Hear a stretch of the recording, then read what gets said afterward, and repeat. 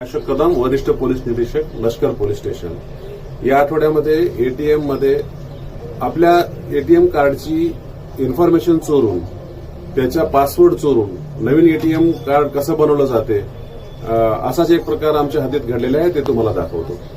या ठिकाणी आपल्याला एटीएम मध्ये दिसेल की हा कार्ड इन्सर्ट करण्याचा पार्ट आहे. या ठिकाणी एक एक्स्ट्रा भाग लावलेला आहे. तर ज्या ठिकाणी आपण पासवर्ड टाकतो त्या ठिकाणी सुद्धा हा एक एक्स्ट्रा पार्ट लावलेला आहे आणि यामध्ये सुद्धा एक कॅमेरा आहे. यामध्ये जेव्हा तुमचं कार्ड इन्सर्ट केलं जाईल त्यावेळी त्याच्यामधून तुमची पूर्ण डिजिटल माहिती घेतली जाईल. तर यामध्ये या कॅमेऱ्याच्या मार्फत तुमचा पासवर्ड चोरला जाईल.